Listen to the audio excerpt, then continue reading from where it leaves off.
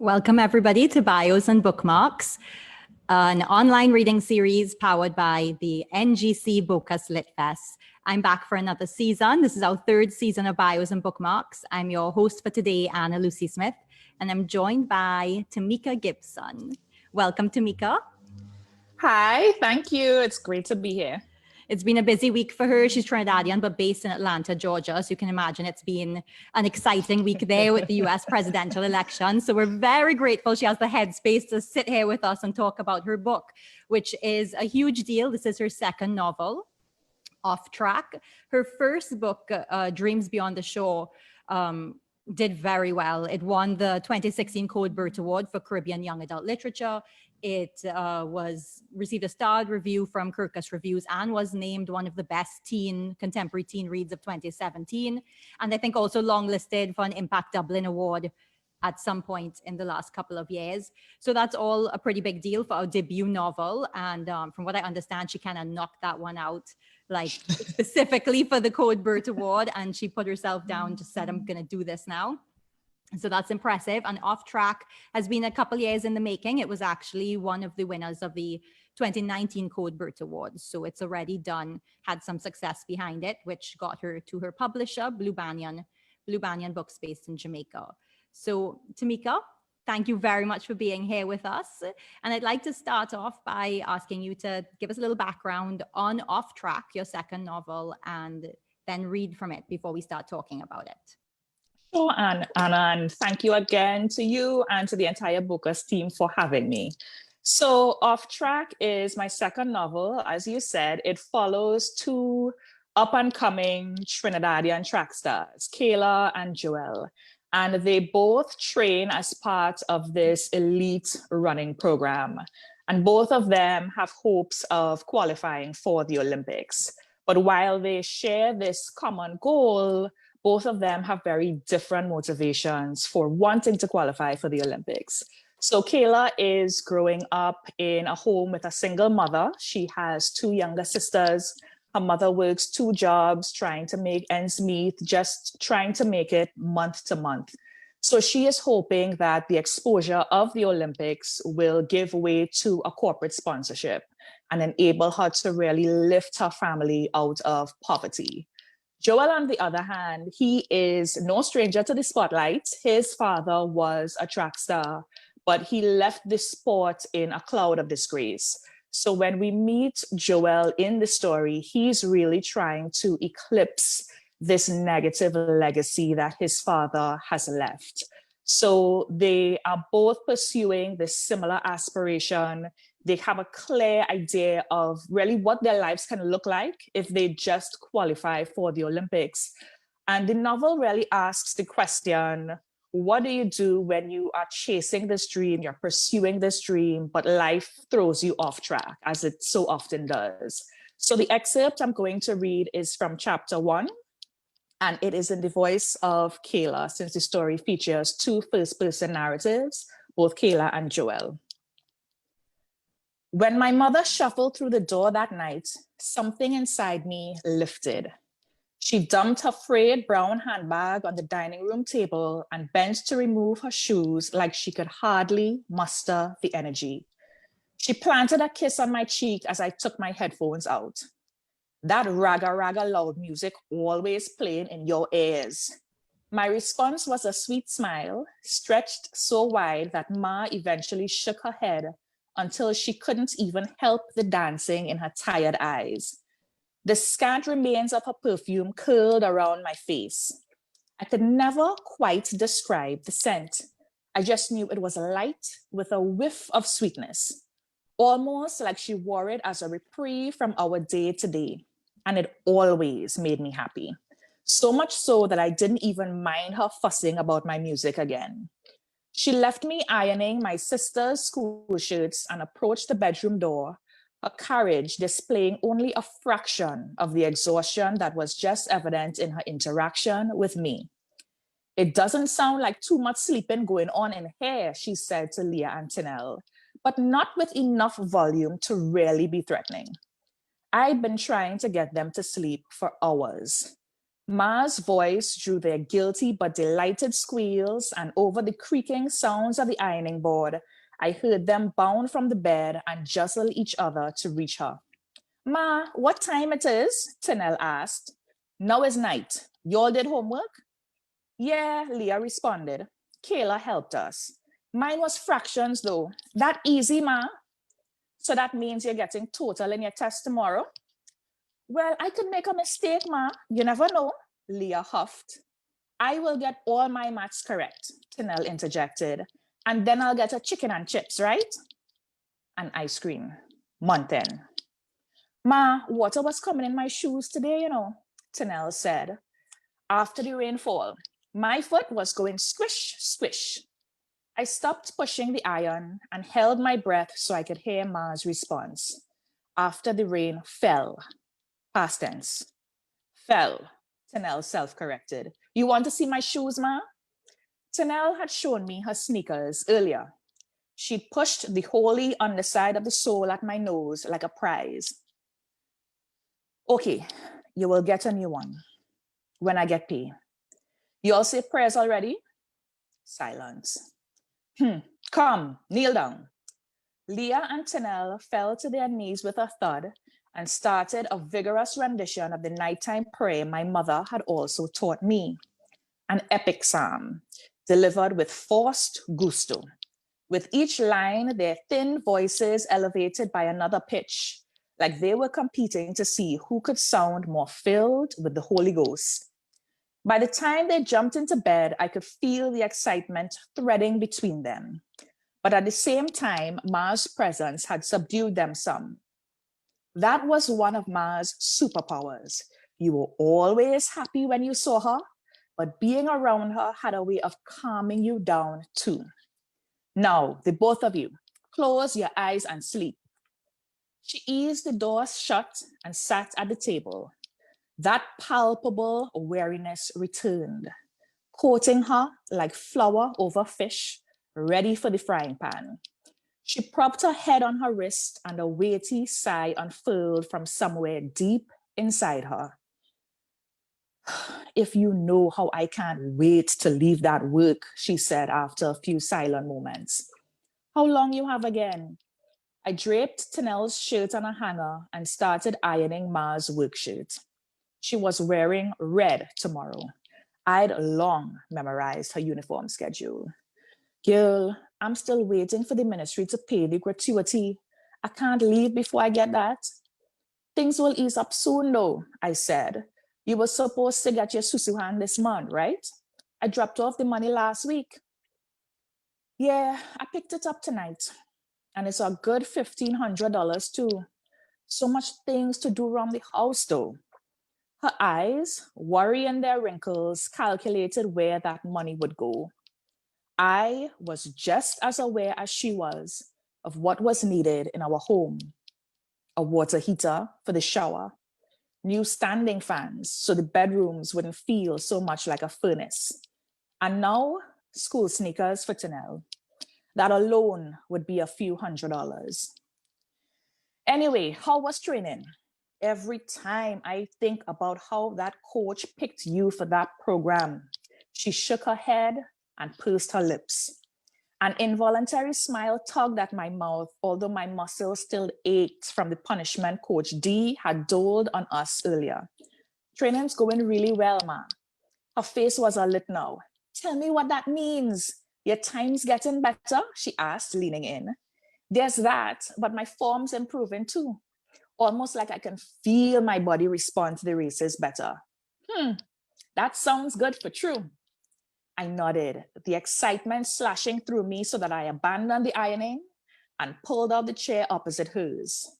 Yeah, Coach D's a boss for real. He likes to work by himself, but he's considering an assistant for strength training. He might get a physiotherapist too.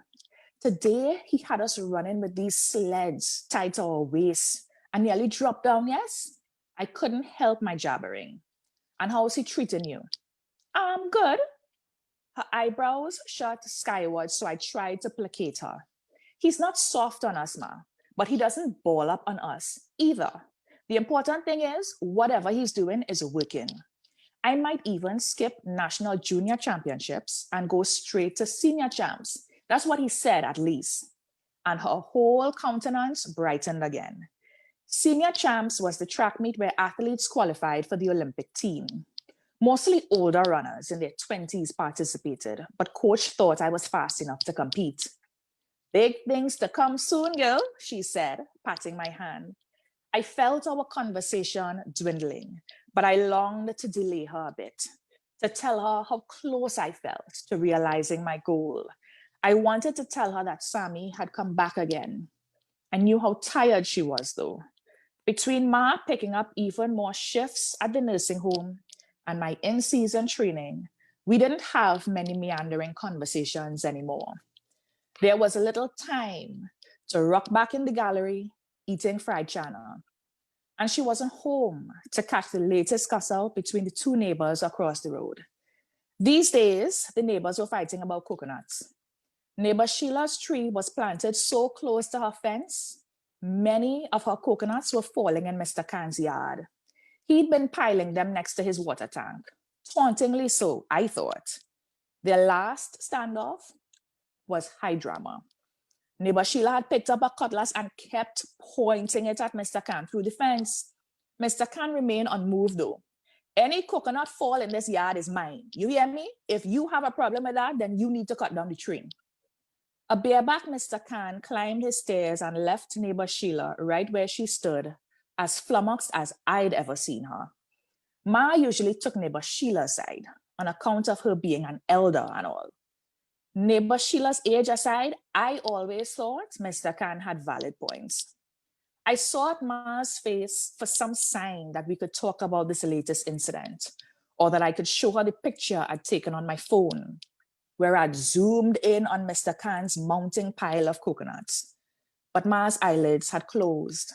She was doing a lot more of that too, dropping asleep while sitting up, right in the middle of a conversation. I stared at her sparse, stubby eyelashes, unable to remember the last time she'd coated them with mascara or worn any kind of makeup at all. Ma, go in your bed, I said, nudging her arm. She awoke with a start, peering around with narrow eyes, frantic and disoriented. I go in straight in my bed before I drop asleep on myself right here. My eyes trailed her as she dragged herself to her bedroom. I heard a rustling and then a drawer open. I knew she was putting her susu hand in the center of her worn devotional, the one with the dove on the cover, climbing the clouds.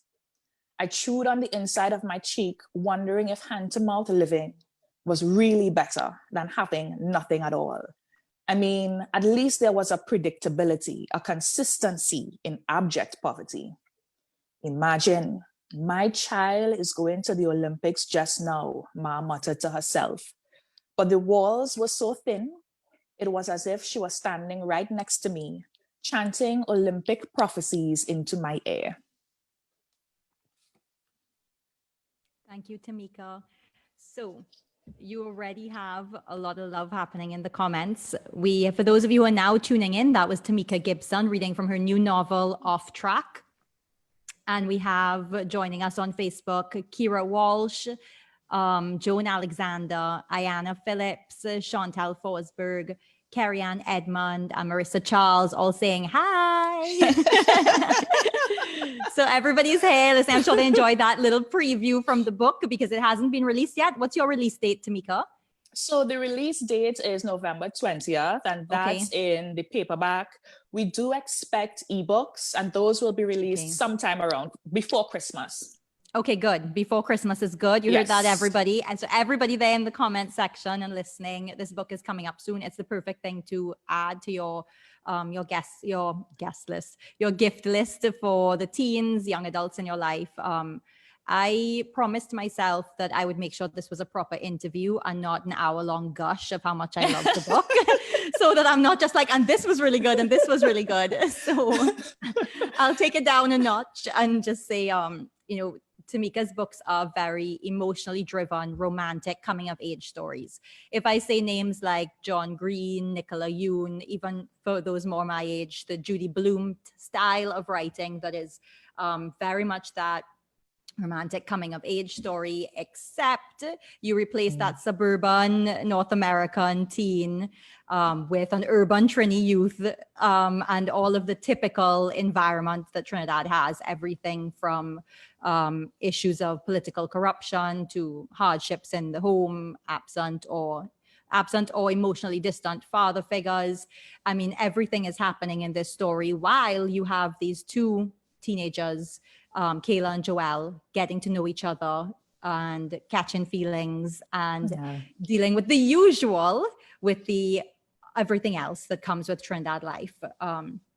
And your world is tough, but your characters tend to make the best of things. They're always moving forward. They are also tough, and they know how to handle themselves and their environment. And this is something I said to Tamika earlier, that I feel that her novels capture the essence of what it is to be a Trinidadian. You know, we are bombarded by bad news in our newspapers, murder statistics, domestic violence, political issues. But Trinis love a good lime. They love life. They love laughter. We love a good party. We make the best, and we can make a joke out of anything. So whether that's a good quality or a bad quality, people can decide for themselves, you know. But this is something that Tamika's books capture to the T. I mean, it's so refreshing to read it as a Trinidadian, and knowing that this is what I would have loved to read as a teenager as well, and feeling that like affinity and connection and familiarity with your characters throughout the whole thing and their experiences. It just feels so real. Is that something that you set out to do with your characters, Tamika? Do you feel that you're capturing broader Trinidad in everything that you write? Are you conscious of it? Are you conscious of your Trinidadian reader and reflecting them to themselves at all? I do think that is purposeful. And one of the things that I remember is that teenagers don't live their lives in a vacuum. They live their lives interwoven with the thread of the lives of the adults around them.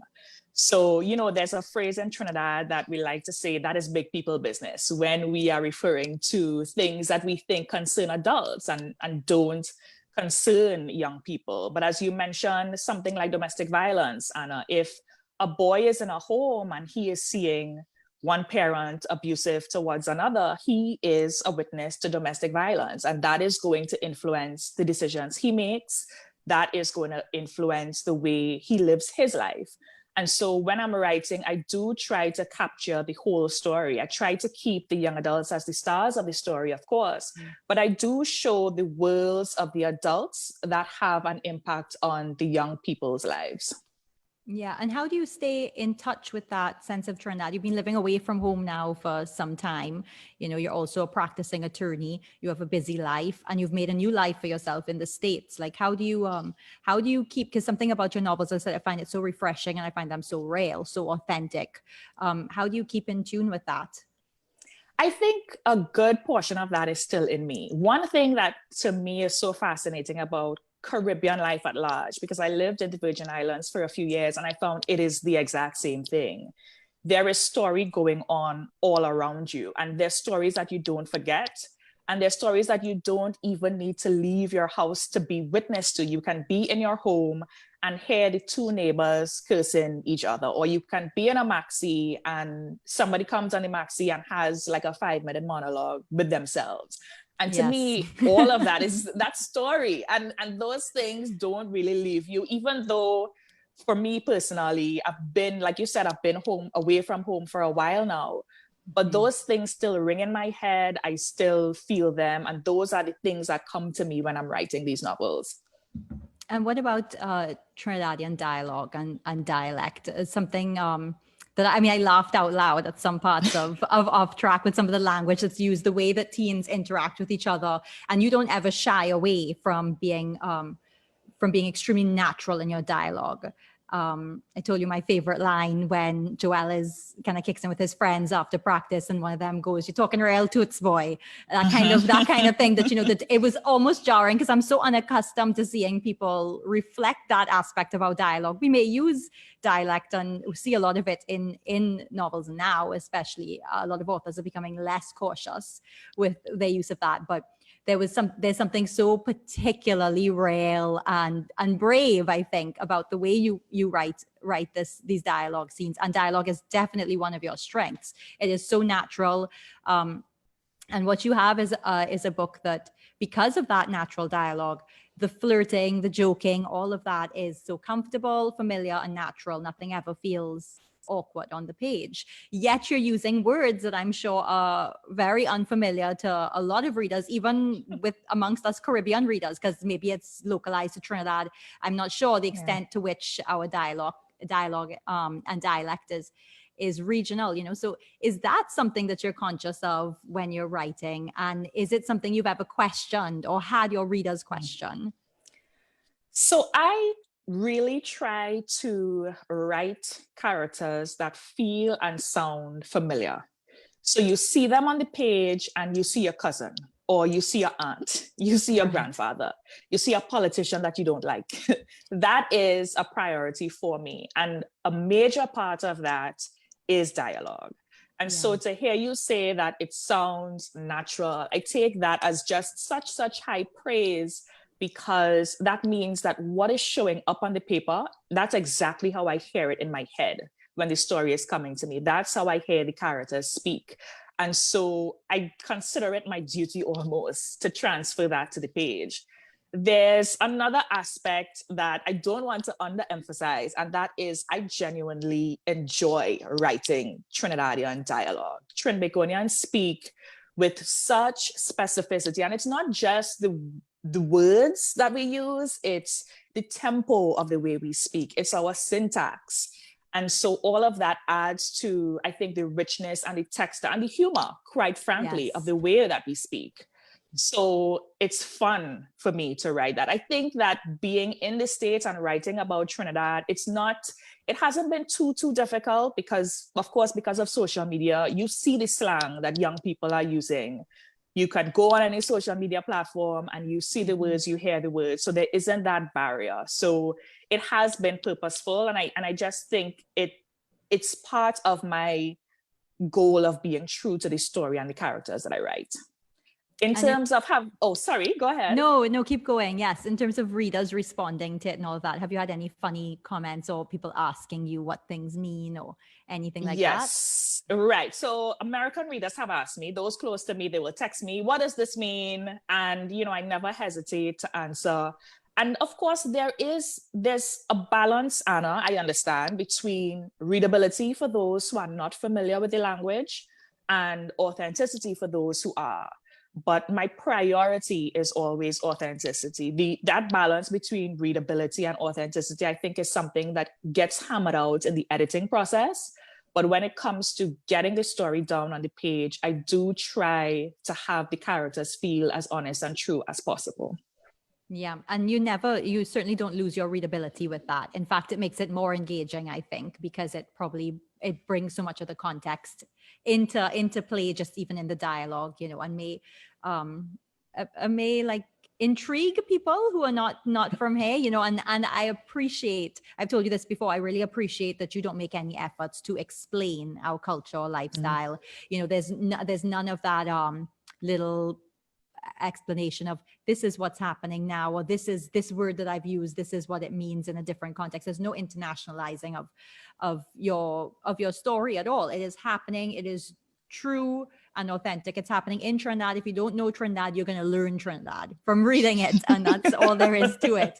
Nobody's going to handhold you through the process, and I like that. And I think that is what makes it so such a good book for our teens here and Caribbean wide, because it is very rare to get that level of authenticity and that level of your realness, your life, your lifestyle, just the book is clearly written for a Trinidadian reader, and they'll feel that, a Caribbean reader, they feel it, and you feel appreciated reading it. You know, you said, yeah, this is what I know, and this is my environment. So I think you've done that extremely well. And I'm not gushing. I'm going to go back to interviewing. And thank you, really, thank you. It's good. It's really good. It's really powerful. It says captured a lot of the essence of Trinidad. You have a real knack for creating a local scene that feels real, you know. And I'm impressed that you can still do that, still bring back up that Trini at heart from so long, you know, being away so long, and make it so real. And it doesn't feel forced at all. You have, it's natural for you, and your reader can feel that, appreciate it. And I think it goes a long way to the value of the novel for anybody, any of our teenagers here reading it, because they need to see that. They need to see that, that their reality is reflected on the page without needing to be explained. Do you know what I mean? Yes, I do. Yeah, and sports is a big part of this book. Not as big a part as you might think, given the title and the fact that both of these teenagers are athletes. They have a lot going on in their lives, and sports is a way possibly out of what they are experiencing in their current day-to-day lives. Did you do any research into what the sports culture is here in Trinidad? Is a lot of this just anecdotal? Were you an athlete here in Trinidad at any point in your secondary school career? Or I'm curious to know what the influence of sports is on you, and then how it's reflected back on the page of this book. So I was not an athlete. I don't think I have an athletic bone in my body, honestly. I played recreational tennis for a few years, but I have never played competitive sports. Okay. But Anna, sports is just a really big part of our culture, I think, Yes. and our national identity. And, you know, whether it's sports day at secondary schools, or and to hearken to the book a bit, or the way we look forward to the Olympics and we get excited when we see our athletes line up on the screen. And so I did want to bring that element to life, because it's just such an integral part of the way we live, and track and field in particular. Yes. And you were saying that it can be used as an escape. And that's so very true. I think a lot of Caribbean young people, sports can be an avenue to open opportunities that would not have been available to them otherwise, whether it's local or abroad. So there's that spirit of optimism that I think that sports carries as well. And so I just wanted to bring all those elements together in the book. Yeah, and it works, and it threw me back to when I was a child, first watching the Olympics and seeing Ato Boldon on the screen, and like that was like the whole family, the whole neighborhood, everybody is watching the same moment. It's one of the few moments where you see your flag, your people, that kind of thing, and you feel. I suppose sports is a mark of nationalism. It's a pure and happy form of nationalism. Yes. And you feel that in the book. You feel but in a way too, there's a weight of expectation on these youth once they've embarked on this career of high level elite athletics. There's pressure. It leads to them meeting the prime minister of the country. You know, they're aware that taxpayers' dollars are going into the program that they have now been selected to, and I think that is, politics is a much bigger part of your first book, Dreams Beyond the Shore.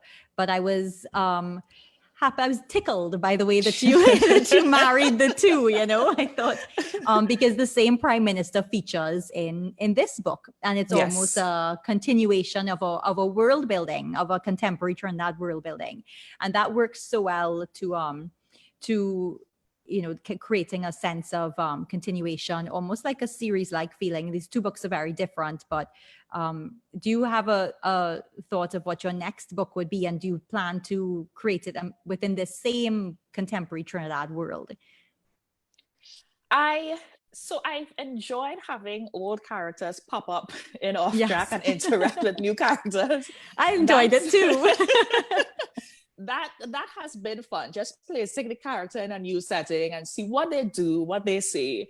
And so I would be open to writing another book in the same universe. I'd be open to expanding as well. So I'm still giving thought as to what my next project would be, but that has been an enjoyable part of writing Off Track for me, just having those characters re-emerge and being interwoven in the current story. Yeah. And, we've been cataloging a list of Caribbean books that made us. So if you go to the Bocas Lit Fest website, you'll see that we've already put out the 24 books that got the most mentions as books that influenced our readers. And, we're putting together this canon of the 100 Caribbean books that made us, that put us on the world map. In your, even if it was from secondary school or at any point in your reading, have there been Caribbean books that have influenced you, inspired your own writing at all, or just made a really important mark on your life as a writer or a person, whichever one? So 2 books come to mind as you ask that question. And the first I did read as a teen, and that's White Sargasso Sea by Jean Rhys. And it was probably the first book I read, Caribbean or otherwise actually, as a young adult, where the character felt so real. The protagonist, Antoinette, felt so real. And it really harkens to some of the things we've been talking about, just having that character leap off the page. And even though you don't identify necessarily with what she's going through, you empathize, you understand, you can place yourself in her shoes. And the second book, I would say, is Golden Child by Claire Adam, which I read last year. Which is a recent book, yes. Right. Yeah. And I think what White Sargasso Sea and Golden Child taught me, both of them taught me a lot about writing. I think Golden Child she did such an excellent job of painting a really honest portrayal of Trinidad and Tobago. You were speaking earlier about the hardships balanced with the joy. And that is how we live our daily lives. And that book just really, it brought together the beauty and the grit.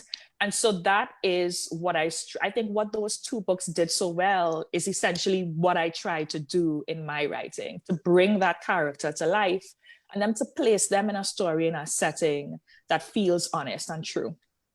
Right. And those are both books that have been mentioned quite a lot across the campaign, that have had a lot of influence on people. Certainly White Sargasso Sea is in the list of the 24 most mentioned books. And Golden Child has appeared a few times there. I mean, both phenomenal books that just put us on the world map. In fact, I think Golden Child was listed possibly on the BBC's list of the books. I can't remember for sure, so nobody quote me on that, but I feel like it was one of those that has been identified as one of our world markers for sure. And you were a fan of, I remember you saying in a previous interview that what started you writing was you wanted to write books that you would have liked to read as a young adult. Is there anything in particular now that is your favorite type of thing to read, or a book that you recommend the most to other people? One of my favorite recent books would be Tayari Jones' American Marriage. And I recommended it ad nauseum after I read it. It, again, honest, true, a very real portrayal of characters' emotions. Even if you can't identify with what they're going through, you get it. You get where they're coming from. I do prefer to still read modern, and that's because I write modern books. So it's always good for me, I think, to see, what other writers are doing, what rules they're breaking. Because I think sometimes when you're thinking about the craft of writing, you think about, well, this has to be a very specific way.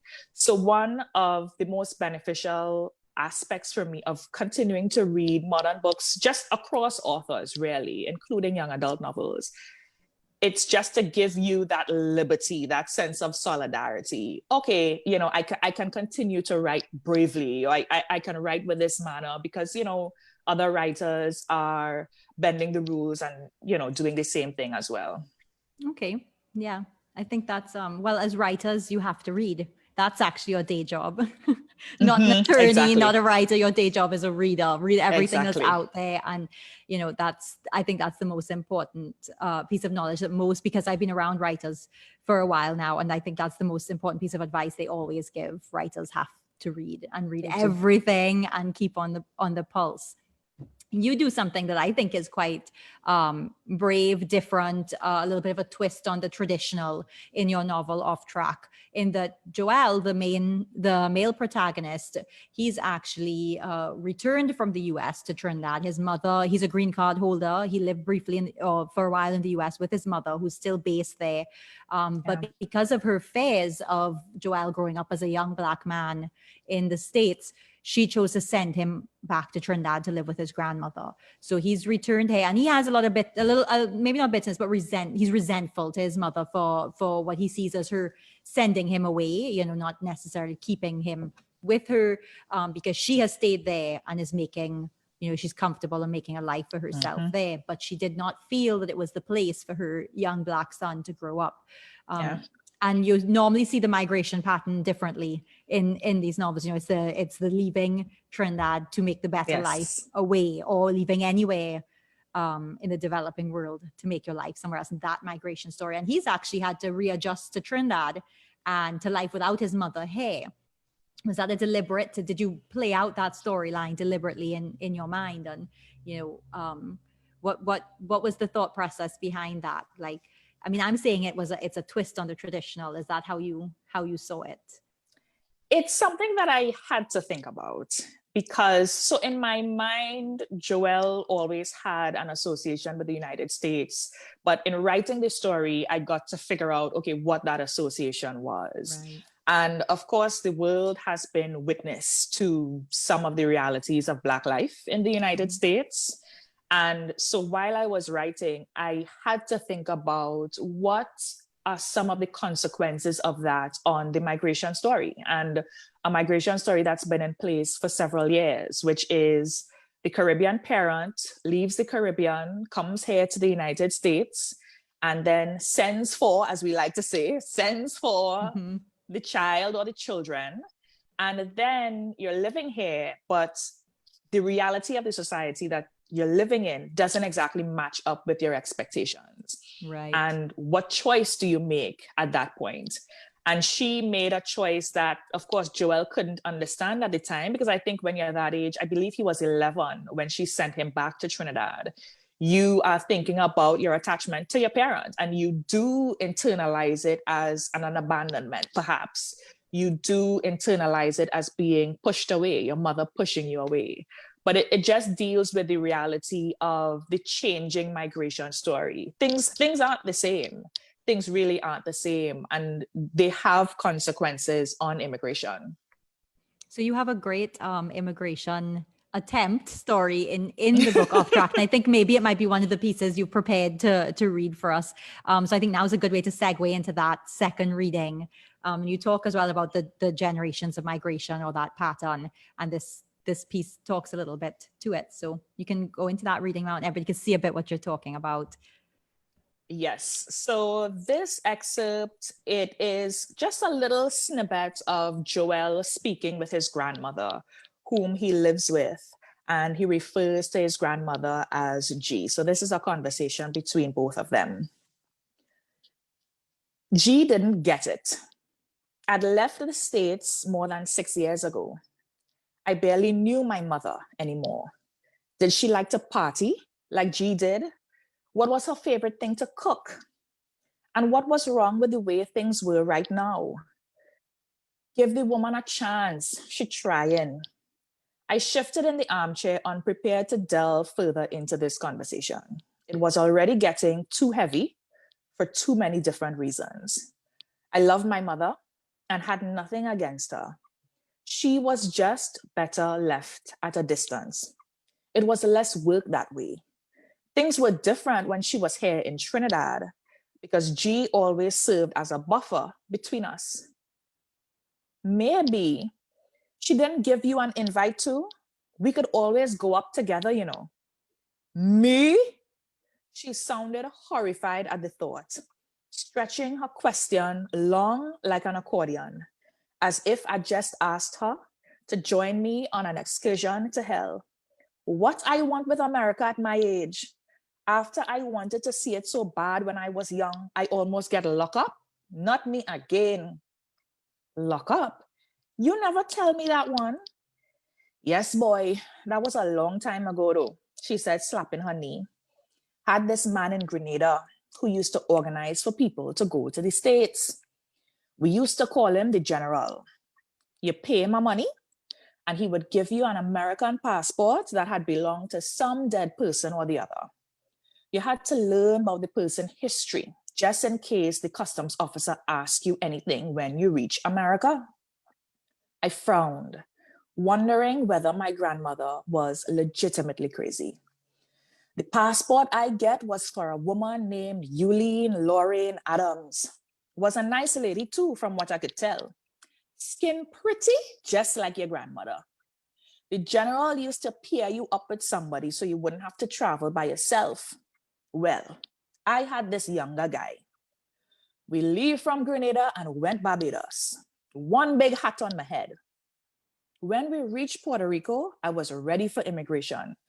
I had learned all about Eulene and her 2 children and her work as a cleaner in the primary school.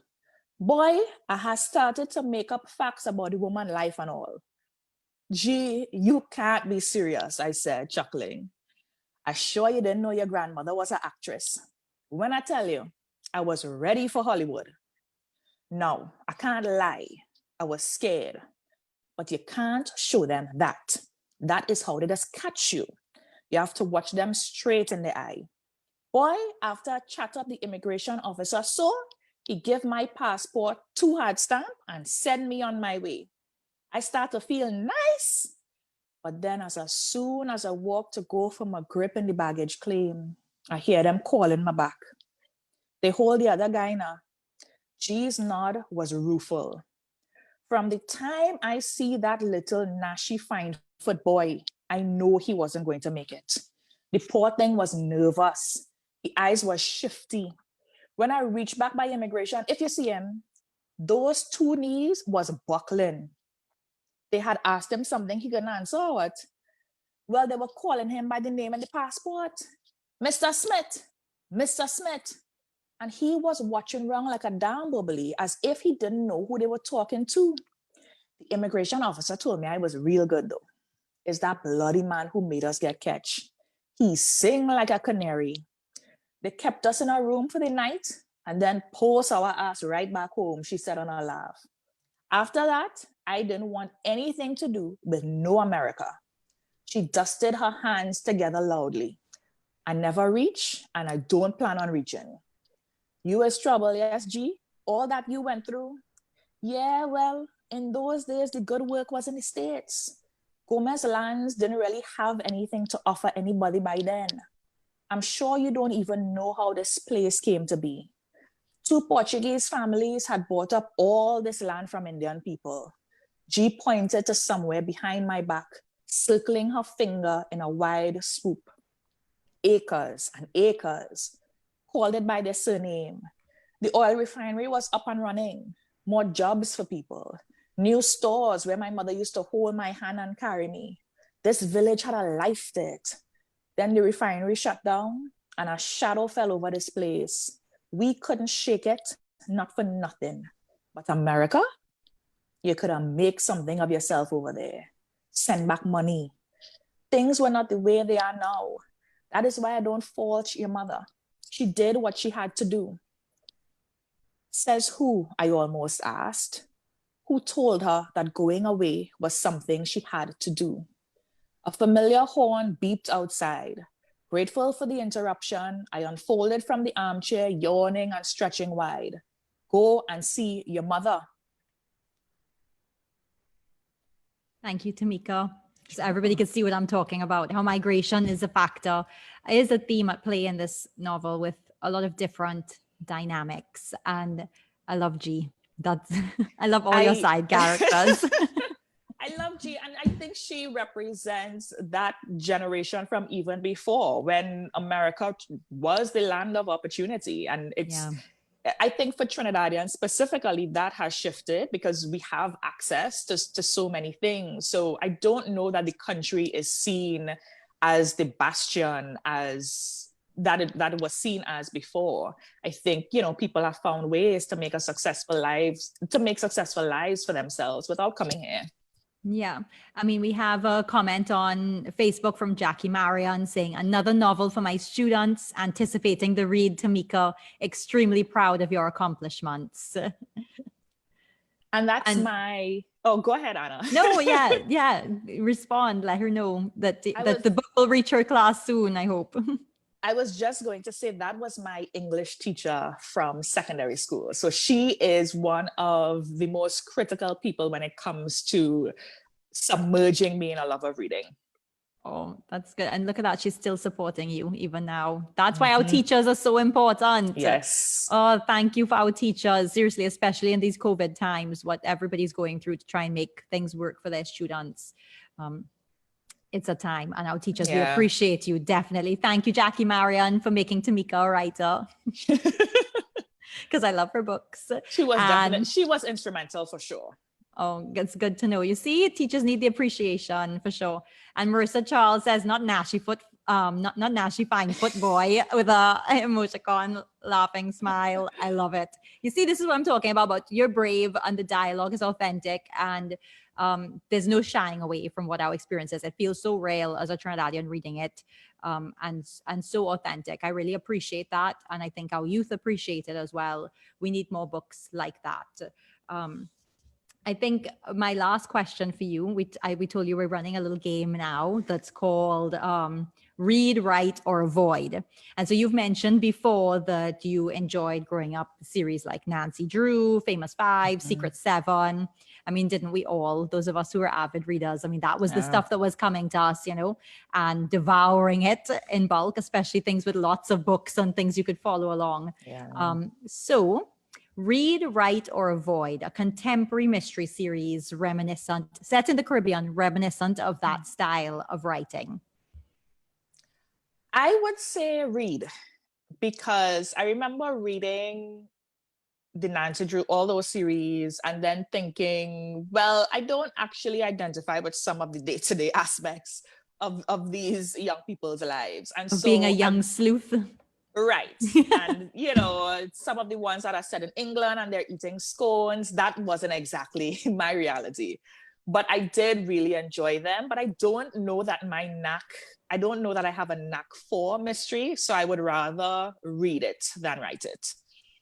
Well, I'm looking forward to reading anything that you write. Oh, we have a question, I think, coming in on Facebook from Marissa Charles. Tamika, are any of your characters an off track, oh boy, inspired by family members? No, actually. Oh, really? I was going to say no comment is always an appropriate answer. Don't feel pressure. Not inspired. I will say that some of the storylines are things that I've heard spoken about among family members, but no character is reminiscent of a family member themselves. What about your political characters? Any of those inspired by real life politicians, or are they kind of like incorporating all these different elements? I think so. Our politics is a beast unto itself, right? And I think there are so many elements of political life that we're familiar with. The short answers that we hear when they do interviews, the things that just make us either shake our heads or laugh. We're so familiar with them that it was easy to transfer those to the story. Right. I think, and of course, politics is a bigger theme in your first novel, Dreams Beyond the Shore, but I do think it's I enjoy seeing how you kind of personify those characters of the kind of arrogant politician, the interactions that your young athletes have in this book with those politicians, and then some of the conversations and the thoughts around it, the way that the athletes even are aware that they are being used in a way as a political tool, as their success is going to be twisted into the success of a political party or a regime, and it's I think that's very true for describing how young people are much more aware, much more conscious of what is going on around them than sometimes we give them credit for. They're conscious of what is happening and what they're being used for. So it's all well and good that they're part of an elite track team, but they understand the implications and the weight of this. And You know, on that note, I would tell everybody to please pick up your copy of both of Tamika's books, Dreams Beyond the Shore and Off Track, which will be released, you said November 20th? November 20th, yes. November 20th, coming up soon. Put in your pre-orders. You could check it out on Blue Banyan's website. I'm going to assume that it's going to be available on Amazon, but better yet, pick it up at a local bookshop if you can. We have excellent ones here in Trinidad. Paper-based bookshop and Metropolitan Book Suppliers always make sure to have books by our authors in stock. So Tamika, thank you so very much for joining us at the end of your political election week. Hopefully things are settled and calm, and you can now just enjoy the release of your book. Thank you very much for taking the time to read for us and chat with us today. And thank you again, Anna. Good luck with the success and the release and ultimate success of Off Track. And I'm looking forward to hearing more about it. Thank you. Bye-bye. Bye, everybody. And thank you for tuning in to Bios and Bookmarks. Next week, Sunday, 3 p.m., same time, different host. Okay, bye, everybody.